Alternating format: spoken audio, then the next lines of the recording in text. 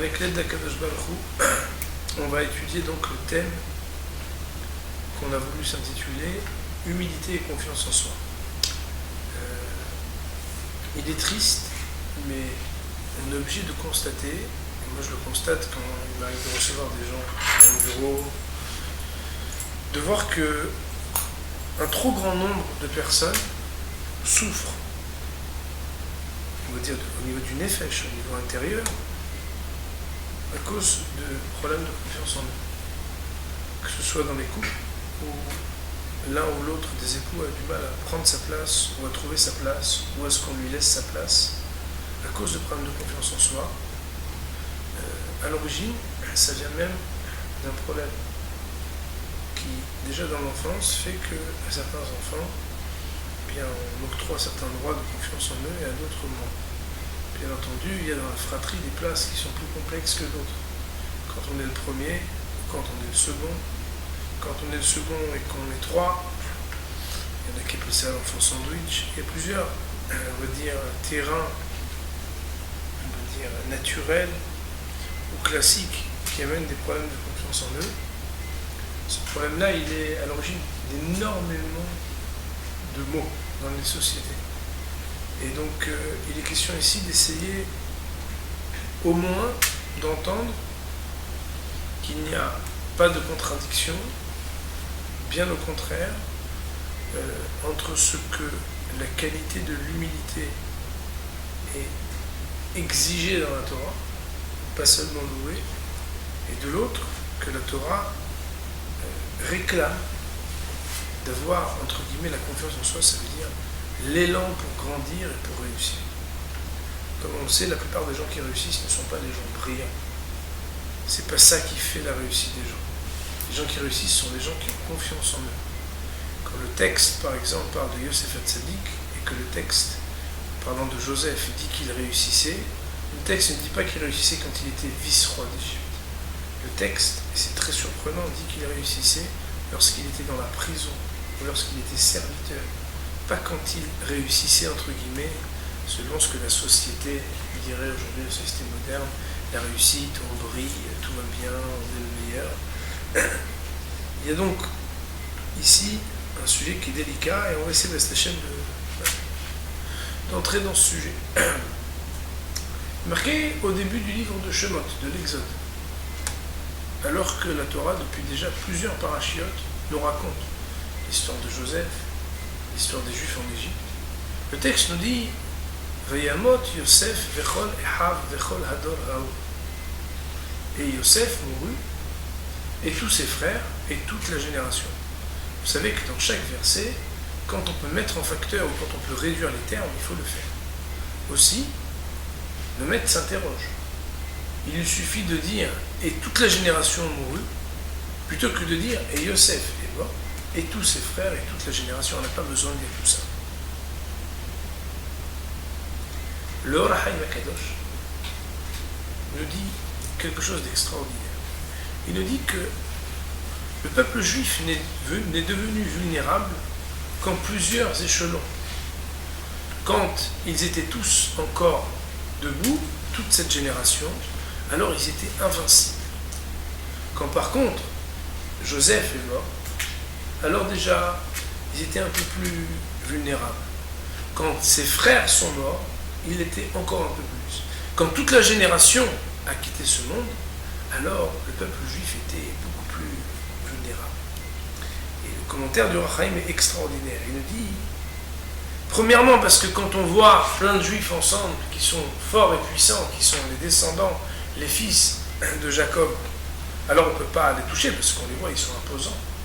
Mais plus encore, c'est parce que lorsqu'ils étaient tous ensemble, tous debout, la manière avec laquelle eux-mêmes se regardaient ne permettait pas qu'on les atteigne. C'est-à-dire qu'en réalité, la manière avec laquelle ils se percevaient eux-mêmes les rendait invincibles. De même, vous connaissez bien sûr l'épisode tristement célèbre des explorateurs.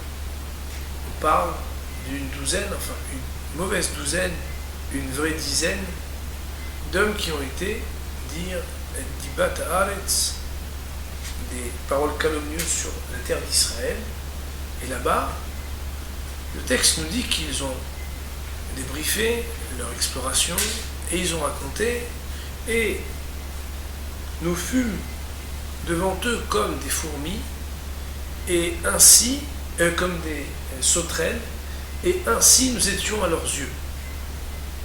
Et les Hachamim nous disent qu'ici il y a un lien de cause à effet. Parce qu'à nos yeux, on était devant eux comme des sauterelles, tout petits, alors à leurs yeux, on apparaissait comme des sauterelles. Inutile de rappeler l'épisode de David et Goliath, où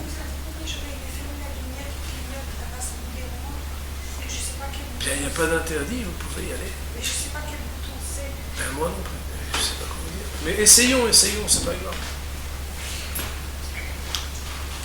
Inutile de rapporter l'épisode de David et Goliath pour dire que le plus important n'était pas d'être le plus fort, mais d'être le plus courageux.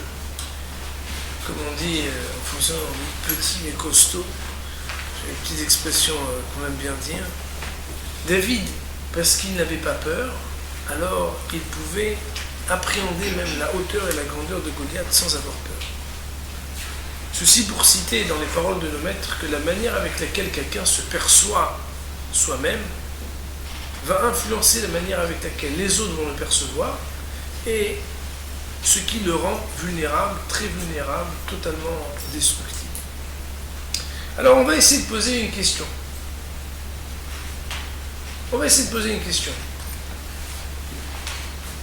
La question, on va la poser comme ça. La Torah nous dit « Ve'aish Moshe anav mikol adam tchal pene adama » et l'homme, Moïse, fut celui qui était le plus humble de tous les hommes qui étaient sur la terre. Vous savez que de ce verset, comme on dit anav me'od, il était très très humble. Alors, le Rambam Maïmonide qui va nous dire que quand on veut travailler ces traits de caractère, normalement, il faut toujours être au milieu. Ni trop avare, ni trop généreux, ni trop coléreux, ni trop calme.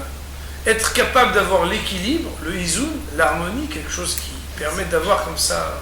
Pour la hanava, pour l'humilité, on doit aller à l'extrême. C'est la seule qualité pour laquelle on doit être un extrémiste de l'humilité. Et pourtant, la question élémentaire, qui vous allez voir va être récurrente, redondante, à différents endroits et avec différents personnages, comment comprendre que Moshe Rabbeinu, Moïse lui-même ait pu écrire dans la Torah, et Moshe Rabbeinu était l'homme le plus humble de tous les hommes. Quelle plume! Comment est-ce qu'on peut dire qu'un homme il est anav alors que lui-même il écrit qu'il est anav? D'autre part, dans le traité de Sanhedrin, il y a une fameuse Mishnah très connue qui nous dit là-bas que chaque homme doit être capable de dire Bishvili Nivra Ha'olam. C'est pour moi que le monde a été créé. Quand on entend ça, on se dit mais c'est incroyable ça. On a l'impression de voir quelqu'un qui pense que tout lui est dû et qui dit Bishvili Nivra Ha'olam, c'est moi qui fais mes choix, j'écrase un peu l'autre, je fais ce que je veux, et que la Mishnah nous dise que c'est une des choses que l'on doit dire aux témoins lorsqu'ils viennent à dire une parole qui peut tuer, puisque vous savez que d'après la tradition, si deux témoins viennent témoigner d'un crime, alors sur leur parole, on va pouvoir mettre à mort par le tribunal rabbinique du Sanhedrin. On vient et on leur dit il faut être capable de dire Bishvili Nivra Ha'olam. Comment comprendre une chose pareille? Plus étrange encore, à la fin du traité de Sota, donc un des traités talmudiques, d'abord on nous raconte ce que chaque maître de la Mishnah qui a quitté ce monde a pris avec lui. Vous savez que chaque personne qui quitte ce monde, il part avec une qualité. Et la grande tristesse qu'on a, c'est pas le corps de la personne qui a quitté ce monde, c'est pas ça qui nous fait défaut, mais c'est ce que spirituellement il a pu porter, il a pu apporter au monde. Et la Mishnah nous dit là-bas, Mishemet Rabbi, depuis que Rabbi Yehuda Hanassi, le compilateur de la Mishnah, a quitté ce monde, Batla Anava, l'humilité n'existe plus. La Gemara nous raconte, Kam Rabbi Yosef s'est levé, quand il a entendu ça, et je vais vous lire les mots, il dit, Ve'amar, Lotitne Anava Deikana, Il ne faut pas dire qu'il n'y a plus d'humilité, parce que moi je suis encore là. Et là, une phrase qui... on ne comprend pas. On ne sait même pas dire si c'est un oxymore ou quelque chose qui est... on ne sait même pas comment dire ce qu'un homme qui vient d'entendre que Rabbi Yehuda Hanassi a quitté ce monde, il n'y a plus d'humilité. Lui, celui-là, il dit, mais moi, je suis bien là. Et si je suis là, c'est qu'il y a encore la Hanava. Quelque chose ici qui, a priori, nous fait défaut dans la manière avec laquelle on définit et l'on comprend qu'est-ce que ça veut dire l'humilité. Sans parler du fameux Hillel Azaken, qui était un tzaddik, et qui, lorsqu'on dit que Béhémet, celui qui n'a pas vu Simcha Bet HaShoeva, alors il n'a jamais vu une joie comme celle du temple, donc durant la fête de Sukkot, on nous raconte que Hillel Azaken, Hillel l'ancien, à cette fête extraordinaire où il se réjouissait, il scandait Imani kan akol kan. Si moi je suis là, alors tout est là.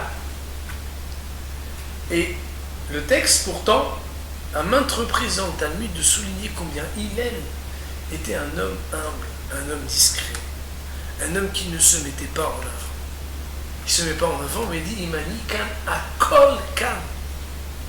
Il dit même pas Imani kan ani kan. Il dit pas si je suis là, je suis là. Imani kan akol kan. Tout est là.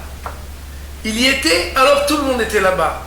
Vous y étiez, lui il était, il y avait tout le monde. Comment le Talmud peut-il porter la parole d'un maître qui dit Imani kan akol kan, surtout lorsqu'il s'agit d'un maître de qui le Talmud va nous raconter en long et en large combien c'était un homme humble. C'est pourquoi on va citer ici, et j'ai de la chance que moi j'enregistre tout, donc même si j'ai oublié mon livre dans le TGV tout à l'heure, j'ai pu retrouver, parce qu'il fallait au moins que je puisse vous citer les mots. C'est des mots très très puissants de Rabbi Behaye, l'auteur d'un livre dont on pourrait traduire le titre Les devoirs des cœurs, qui dit quelque chose d'extraordinaire. Il dit qu'il y a plusieurs niveaux dans la Kenya, dans l'humilité. Il y a le niveau des sots, des idiots, qui, vous l'aurez compris, n'ont, pour ainsi dire, rien compris à l'humilité. Alors j'ai exprès écrit les mots, parce que je pense qu'en vous les disant, on va entendre la puissance de ce qui est dit ici. Mais Hamad Hossein Yediatam Vehulshat Akaratam et Nafsham Ve'akam En Zenikra Kenya. Lorsque ces hommes-là, qui prétendent avoir l'humilité, méconnaissent ce qu'ils sont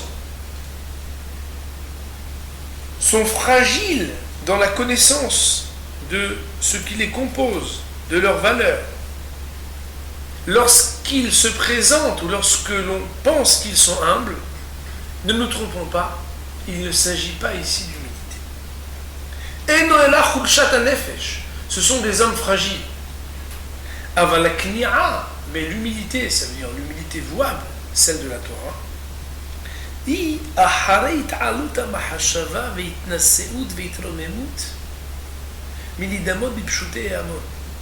Je fais exprès d'utiliser ces mots parce que ceux qui les entendent, bien, ils les entendent. Et ceux qui les écoutent, au moins ils les écoutent, mais il y a ici des mots qui sont très forts. L'humilité de la Torah ne vient qu'après l'Aïta'alut Mahashava, c'est-à-dire le fait d'avoir une pensée de ce qui nous élève au-dessus de la masse, entre guillemets. Mais Hamat Yitron Chokhma Vitrat Nefesh Amiti Bema'alot Migrant. La connaissance de ce qui font les qualités de l'homme, c'est le préambule qui amène à l'humilité. Sans que l'homme ne sache ses qualités, on ne parle ni d'humilité, ni d'orgueil, on parle de rien du tout. Et c'est extraordinaire. Moi, la première fois que j'ai étudié ce texte, c'était révolutionnaire. Extraordinaire. Ça veut dire en un mot, et on ne va pas dire qu'un mot, parce qu'on va essayer d'expliquer ce qui est dit ici. Celui qui est humble, parce qu'il ne se met pas en avant, pensant qu'il n'a pas de qualité qui réclamerait qu'il se mette en avant, n'est pas humble. Ça ne s'appelle pas le knia. Quand est-ce qu'on parle d'humilité? L'humilité, elle est un second. elle est une deuxième étape. Après que l'homme connaisse ce qui fait la singularité de ses qualités, de ses possibilités, on parlerait dans le langage, un langage un peu plus profond, de ses kélim, de ses outils.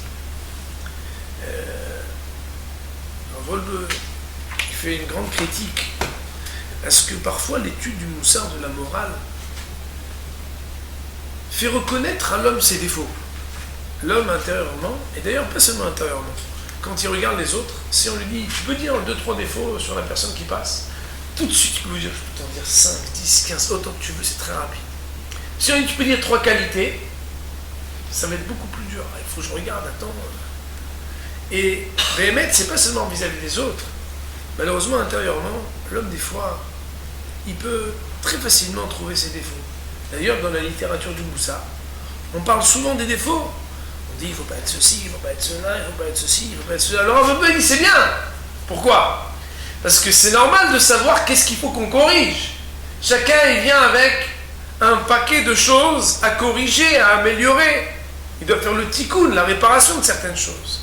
Mais le Rav nous dit, c'est bien de savoir qu'est-ce qu'il faut corriger et travailler. Mais connaître ses qualités, c'est savoir à l'aide de quoi tu vas pouvoir te travailler. Sur quoi tu vas travailler? C'est tes défauts moraux. Mais à l'aide de quoi tu vas te travailler? Avec tes outils, avec tes qualités. Si quelqu'un, on lui donne un grand travail à faire, mais qu'on ne lui dit pas et on ne lui révèle pas qu'est-ce qu'il peut avoir dans sa boîte à outils pour travailler, cette personne-là, il ne va pas aller loin.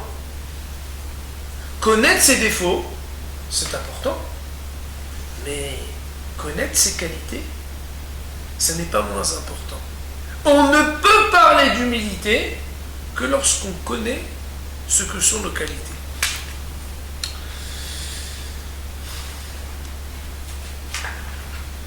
Alors, d'abord, il faut savoir que quand on dit ça, alors, on n'a plus toutes ces questions qui nous sont dites. Pourquoi? Parce que, quand on dit Vaïch Moshe Anav, Moshe était humble. Alors, peut-être que je vais dire les choses de manière un peu plus fluide. Et alors, quand on sait quelles sont nos qualités, on a encore, et on a seulement à ce moment-là le choix d'être orgueilleux ou bien d'être humble. Parce que si on ne sait pas quelles sont nos qualités, on n'est rien du tout. Celui qui ne connaît pas ses qualités, il n'existe pas. Il imite, il essaye, il ressemble. Mais il ne sait pas qui il est. Qui on est, c'est de quelle qualité Akadosh Baruch Hu il nous a dotés. Qu'est-ce qu'on fait de ces qualités? Quel est le rapport que moi j'ai avec ces qualités? Là, il y a deux possibilités. Soit l'orgueil, soit l'humilité. Et on va expliquer. Aïch Moshe Anav, on a demandé, mon cher Benou, il est marqué qu'il était humble. Il est marqué qu'il était très humble, le plus humble de tous les hommes. Au point qu'on nous dise que c'est la seule qualité pour laquelle il faut être extrémiste. Il faut être le plus humble possible. Je vais raconter à mes enfants cette histoire. J'ai acheté un petit livre sympathique qui pose des questions un peu piquantes comme ça sur le Moussa. Alors, il y a un élève dans une yeshiva qui était très très très orgueilleux. Et là-bas, il y a le mashgiach. Le mashgiach, c'est celui qui s'occupe de ce que la yeshiva ne propose pas seulement un programme, on va dire, talmudique, mais que la personne, sur le plan moral, s'améliore. On s'en fiche qu'il soit quelqu'un de très intelligent, qui connaisse beaucoup de pages de Talmud. Il faut qu'il se travaille intérieurement. Il a vu que ce jeune homme, au niveau de l'orgueil, c'était une catastrophe. Il était très orgueilleux. Alors il lui a dit, écoute, tu vas aller 3 mois à Noverdok, dans une autre yeshiva. Noverdok, c'est réputé pour être une ambiance forte, on va dire, où il faut se travailler, et plus que se travailler. Je ne vous dirais pas pour la blague, ce que les gens à Noverdok ils faisaient pour justement se travailler intérieurement, être à la limite du permis, pour comme ça se travailler, aller à l'encontre des pulsions, des volontés, des plaisirs. Et cette personne-là est restée 2-3 mois à Noverdok, et puis après il revient à la yeshiva, et le mashgiach, donc ce Rav, vient derrière comme ça en train d'écouter comment il parle. Est-ce que ce stage de formation à l'humilité, pour le travail des midotes, du perfectionnement des qualités morales, est-ce que ça a donné ses fruits ou pas? Et il entend le Bahoul qui dit « Avant j'étais bon, maintenant si tu savais comment je suis humble en plus ». Alors, cette histoire elle veut dire que humble ça veut dire quoi? Moshe Rabbeinu, quand il a écrit qu'il était le plus humble de tous les hommes, c'est qu'il avait compris quelles étaient ses qualités. Il avait en plus compris pourquoi elles lui avaient été données.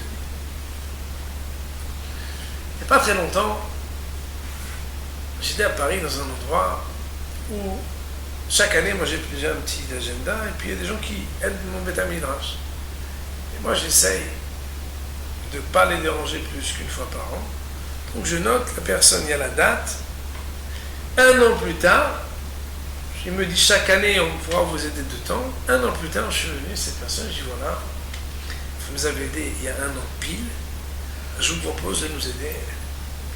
Et la personne a eu un dibour, une parole qui était pas du tout, qui était très déplacée.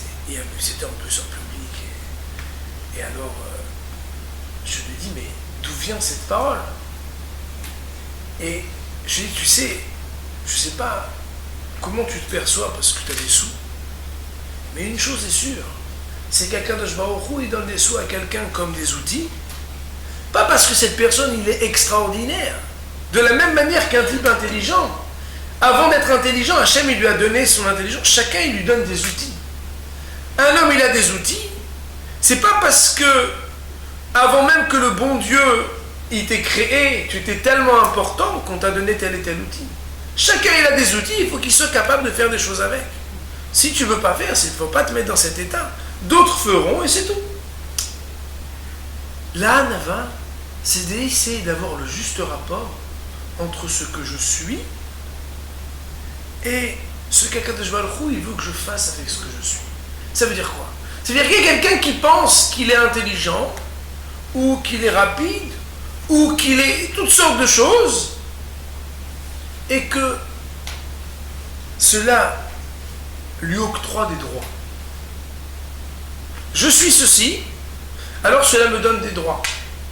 Quand quelqu'un pense que ses qualités lui octroient des droits, ça s'appelle l'orgueil.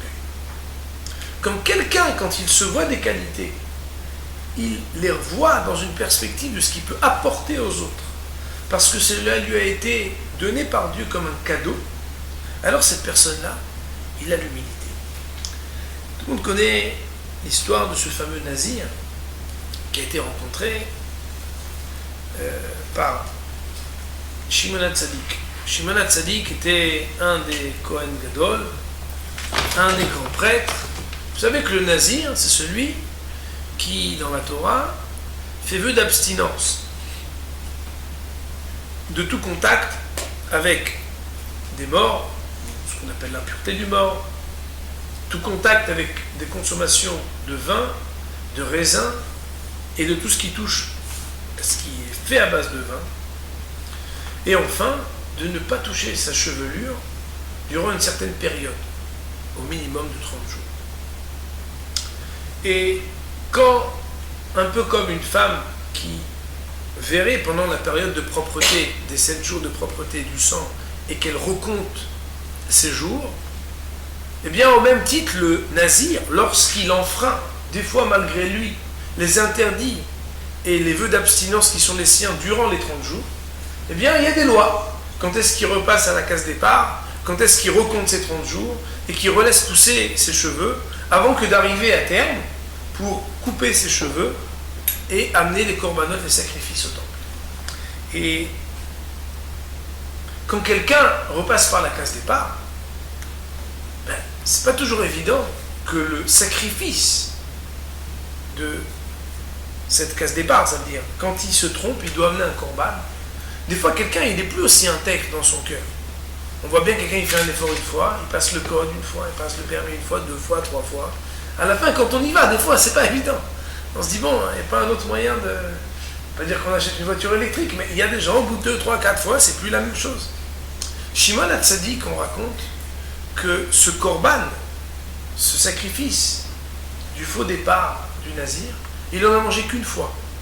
Parce qu'il doutait toujours des intentions de celui qui est repassé par la case départ. Et il s'est dit, mais qui c'est qui peut avoir un cœur aussi intègre pour que même s'il recommence depuis le début, il reste aussi dévoué pour que le sacrifice, je puisse en consommer. Puisque vous savez que les Kohanim, ils goûtaient de certains sacrifices. Une fois, il en a goûté. Et le Talmud nous raconte qui c'était. Quel nazir, quel était celui qui avait fait un vœu d'abstinence qui, même lorsqu'il recommençait, ne laissait aucun doute qu'il avait la même intégrité de cœur de recommencer depuis le début ce qui avait pourtant été entamé et repris. Il s'agissait d'un homme qui était un homme très beau, qui avait de très belles boucles, et qui une fois, lorsque Shimon HaTzadik l'a interrogé pour lui dire « Mais comment tu es devenu nazir ?» Il a dit « Une fois, j'ai vu ma beauté. Je me suis mis devant un fleuve, un cours d'eau, et j'ai vu combien j'étais beau, j'ai vu mes belles boucles. Ce jour-là, j'ai juré vœu d'abstinence pour qu'à terme, je coupe ces boucles pour les approcher, pour les donner à Kadosh Baruch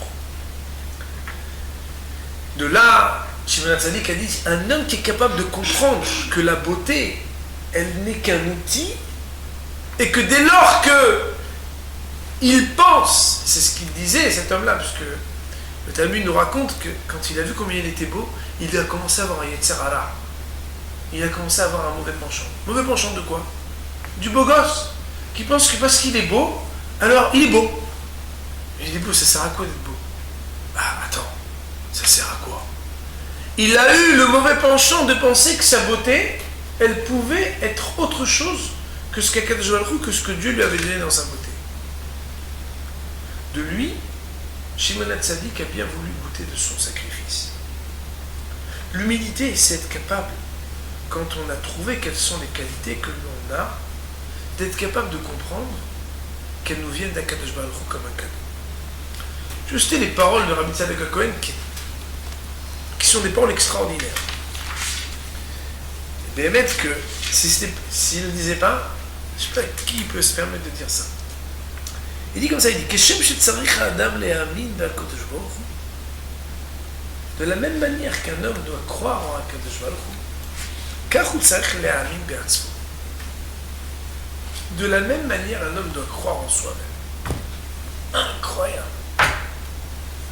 Si c'est pas Rabbi Tzadok HaKohen qui dit ça, on ne le trouve pas. On se dit quoi? Comment? Chas v'shalom, l'homme. Quoi? De la même manière qu'on doit croire en Hachem, on doit croire en soi. En réalité, il faut savoir que tout à l'heure, on a posé une question, on a dit, mais comment il est la Zaken? Comment il est la Zaken? Il a pu dire Imani kan akol kan. Je le dis un peu en exagérant, parce que, pour qu'on comprenne. Là-bas, Rashi à Kadosh, il dit Ani, ça veut dire Akadosh Baruch Hu. Un homme, si quand il regarde ses qualités, il se regarde comme s'il était détaché d'Hachem, alors c'est très dangereux. Il tombe dans l'orgueil. Si un homme, chaque fois qu'il se trouve une qualité, il se lie à Dieu, ça veut dire quoi? Il comprend que tout ce qu'il peut avoir de plus grand, ça ne peut être que quelque chose qui lui vient de celui qui est le plus grand, alors là, c'est le vaccin. Il peut savoir ses qualités, il peut savoir qu'il est extraordinaire, et pourtant, ne pas flancher, ne pas glisser dans ce que l'orgueil peut amener tellement de mots. D'ailleurs, vous savez, il est ramené que Kadosh Baruch Hu, il ne peut pas résider là où il y a de l'orgueil. Pourquoi? Tout simplement parce que l'orgueil, c'est chasser Dieu. Mais on a dit l'orgueil, c'est quand? C'est quand tu connais tes qualités. Donc tu connais tes qualités et tu ne les rattaches pas à Kadosh Baruch Hu.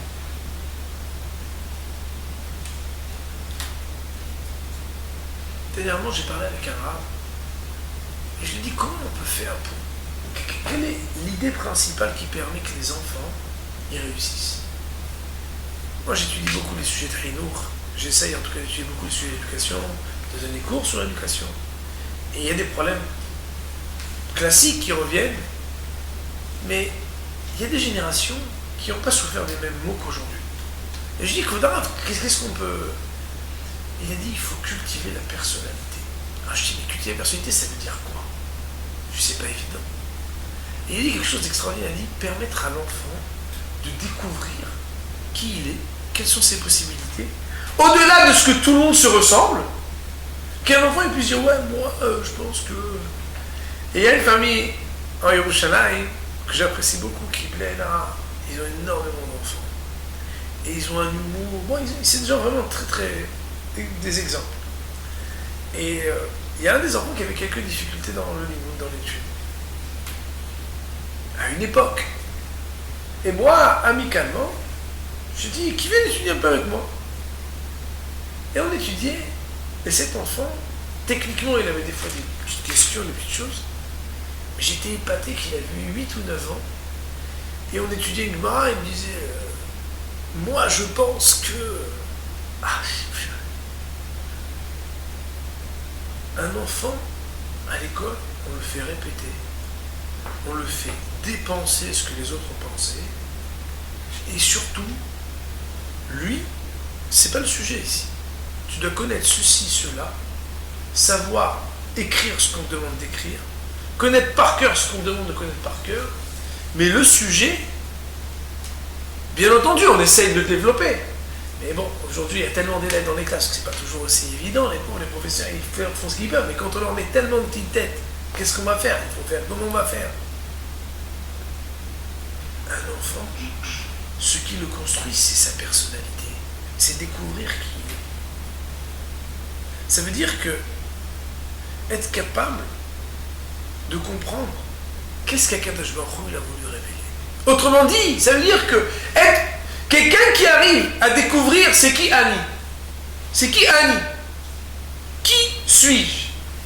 Et qui après arrive à dire Imanikan Akolkan. Ça veut dire connecter mon Ani à moi avec le Ani d'Hachem. Cette personne-là a l'humilité. Première étape, c'est d'abord de se demander qui suis-je? Quelles sont mes qualités? Chacun il a des qualités. Et chacun il a des qualités, comme on a dit tout à l'heure dans le langage de Rabbi Mehaye. Chacun il a des qualités que d'autres n'ont pas. Avolbeu dit que les gens qui se permettent de fauter ou de faire des choses futiles, quand on leur dit pourquoi tu fais, alors en hébreu on dit stam. Stam ça veut dire comme ça. Quelqu'un qui fait des choses comme ça, c'est parce qu'il pense que lui il est juste une personne comme ça. Si quand on demande pourquoi tu fais ceci, pourquoi tu fais cela, tu dis stam, c'est parce que quand on dit qui tu es toi, tu dis stam. Moi je suis un homme banal comme tous les autres. La Gemara nous dit qu'un homme il faute quand il quand il perd ses esprits. Là on a posé la question plusieurs fois, mais on voit des gens qui ont l'air très bien portants, qui n'ont pas du tout perdu leurs esprits, et qui font des ravalotes. Non, ils n'ont juste pas conscience. C'est quoi choter? C'est quoi quelqu'un qui perd ses esprits? C'est qu'il n'a pas conscience de qui il est. Un homme qui pense qu'il est important, il y a des choses qu'il ne se permet pas de faire. Un homme qui a compris qu'il n'est pas quelqu'un comme les autres, alors il a de l'élan, il a des forces, il ne s'abaisse pas à faire des choses qui sont des choses vides, des choses qui sont basses. Le problème, il est que premièrement, on ne se pose pas assez les questions qui on est, quelles sont nos qualités. Peut-être qu'on ne se les pose pas soi-même, des fois on ne se les pose pas non plus pour les autres, on ne présente pas à l'autre ce que sont ses qualités. Le premier point, le premier palier, c'est de chercher quelles sont les qualités. Ensuite, d'arriver à comprendre que quand quelqu'un, il est vif, intelligent, rapide, toutes sortes de qualités, généreux, cela n'est qu'un cadeau d'Akadosh Baruch Hu. Si c'est un cadeau d'Hachem, moi je suis associé à Dieu pour quelque chose. Donc je vais devoir faire des choses extraordinaires. Je ne vais pas essayer de me dire qu'est-ce que je mérite parce que je suis ceci, je suis cela. Non. J'ai des qualités, qu'est-ce que j'en fais? Si je pense que je suis associé à Hachem, à Dieu, parce qu'il m'a octroyé, il m'a fait un cadeau extraordinaire d'être dépositaire de quelque chose, alors je vais aller jusqu'au bout de ce que je dois aller. De là donc on a dit, mon cher Rabbeinu, quand il écrit à Ish Moshe Anab, c'est qu'il savait juste qui il était. Il avait juste compris quelle était sa vocation. Quand on a dit un homme doit dire Bishvili Nivra Olam, c'est pour moi que le monde a été créé. Ça veut dire quoi pour moi le monde a été créé? Ça veut dire être capable, et c'est le début de la Mishnah là-bas, de comprendre que Kadosh Baruch Hu, il est capable avec un seul être, Adam Arishon, de cloner des individus qui sont tous différents les uns des autres. C'est ce que la Mishnah nous dit là-bas. La Mishnah nous dit, quand on a un animal et qu'on le clone, on a tout le temps les mêmes. Quand on a une pièce et qu'on donne un seau sur une pièce, on a 1000 pièces, c'est les mêmes. Quand Kadosh Baruch il prend un homme et il lui permet de procréer, il se dépasse et il fait qu'il n'y a que des hommes que Partsoufem Shonot, Derotem Shonot. Et leur visage et leur corps sont différents, et leurs esprits et leurs qualités morales sont différentes. Un homme doit dire Bishvili Nivra Olam, c'est-à-dire être capable de comprendre en quoi moi j'ai quelque chose qui fait de mon existence un challenge à justifier. Je dois justifier ce que je suis. Qui je suis? Je ne suis pas comme tout le monde. Je suis différent. Et entre guillemets, j'ai quelque chose de plus que les autres. Si on n'a pas ça, alors on ne commence pas à Bishvili Nivra Olam. Quand on a dit que Yosef, il a réagi quand on a dit que depuis que Rabbi Yehuda Hanassi est mort, alors il a quitté ce monde. Alors on dit Batla Anava, il n'y a plus d'humilité. Car Rabbi Yosef a mal. L'olitna Anava dit Kahana. Pourquoi tu dis qu'il n'y a plus d'Anava? Moi je suis là. Ça veut dire quoi, moi je suis là? Tu es en train de dire que toi tu es Anava. Et que même si Rabbi Yehuda Hanassi il a quitté ce monde, il y a encore des gens humbles. Ben oui. L'humilité c'est quoi? C'est d'avoir compris quelles sont nos qualités et qu'est-ce qu'Hachem il attend qu'on fasse avec. Ben, moi je pense avoir compris. Je sais quelles sont mes qualités, j'ai trouvé. Et je sais que c'est uniquement un cadeau d'Hachem qui m'a rendu dépositaire de quelque chose de grand. Bémet, que parfois, quand quelqu'un il fait une mitzvah, quand quelqu'un il fait une action, et qu'il excelle, Bémet, et des fois on se sent dépassé par une action. On voit dans la mitzvah que des fois on fait des choses, et où une amie ou quelqu'un, on dit, Mamash, quand elle a fait ça, c'était tellement extraordinaire. Elle va jusqu'au bout, il fait ceci. Il y a quelque chose qui nous dépasse dans nos possibilités. Être capable de voir là où on peut se dépasser, c'est quelque part être capable de comprendre qu'il y a quelque chose qui nous vient d'Hachem. Et on le voit, on voit dans la mitzvah, on voit dans la Torah, combien les enfants, les adultes, les époux, on peut voir des fois un mari, une femme, un enfant qui se dépasse. Ce dépassement-là, il révèle et il signifie que ça vient de beaucoup plus haut. On raconte que Rabbi Akiva Eiger, un grand sage, vivait à la même époque que le Rabbi Yaakov Milissa, un autre maître. Et tous les deux étaient des montagnes de Torah. Et d'ailleurs, ils n'étaient pas toujours d'accord. Et une fois, ils sont arrivés, invités tous deux, dans une même ville à passer le Shabbat. Et alors, de loin, les habitants les voient arriver avec une petite charrette. Et puis, c'était très rigolo parce que il y a eu une scène. Tous les gens de la ville ont été spectateurs d'une charrette où il n'y avait plus personne sur la charrette. Rabbi Yaakov de Lissa est descendu pour faire honneur et tirer la charrette de Rabbi Akiva Eiger. Rabbi Akiva Eiger de son côté est descendu aussi pour tirer la charrette de Rabbi Yaakov de Lissa.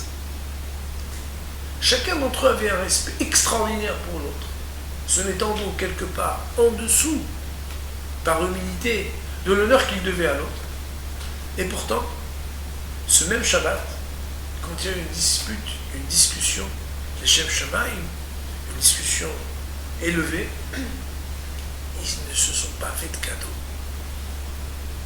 Nos maîtres nous disent, mais comment c'est possible? D'un côté, ils se respectent, un se sent moins que l'autre, en tout cas honoré, et de l'autre, ils sont capables comme ça de se chamailler et d'être tellement durs. Pour répondre à cette question, on va poser une autre question. Vous savez que le Har Sinaï, le mont Sinaï, a été choisi pourquoi? On dit que c'est parce qu'il était le plus petit. Akadosh Baruch Hu a voulu que de la même manière qu'il a choisi Moïse, qui était le plus humble, pour être celui qui reçoit la Torah, il a vu que la Torah soit donnée sur le mont Sinaï parce qu'il était le plus petit de tous les monts, la plus petite des montagnes. C'est comme ça qu'on raconte aux enfants. La question qui est posée par le Sfat Emet, un grand maître de la Chassidut de Gour, c'est de dire, si tu voulais donner la Torah sur un lieu qui était le plus humble, il fallait donner sur une vallée. C'est mieux encore qu'une petite montagne. Et là, le commentaire extraordinaire et gigantesque du Sfatémen, qui dit, non, il fallait que ce soit une montagne. Une montagne petite, une montagne humble. Mais une montagne. L'humilité, c'est être une montagne. Mais savoir à quoi ça sert d'être une montagne. Un homme, il doit savoir être une montagne. Il doit savoir comprendre qu'il a des qualités, des possibilités extraordinaires. Celui qui ne connaît pas encore ses qualités et ses possibilités, il n'est ni humble, ni orgueilleux, il n'est pas encore. C'est pourquoi la Torah, elle a été donnée par un homme qui était Moshe Rabbeinu, qui lui-même a écrit qu'il était le plus humble de tous les hommes, sur une montagne qui était la plus petite, mais qui était une montagne. C'est quoi le symbole de la montagne? Nos maîtres nous disent que quand quelqu'un vient, on s'attaque à lui, il dit c'est rien ça, qu'est-ce que... Mais quand on s'attaque à la Torah, alors il est capable comme une montagne de se dresser pour défendre. Ça veut dire être capable de comprendre que ce que sont nos qualités, ben, quelque part, on rendait compte qu'est-ce qu'on fait avec.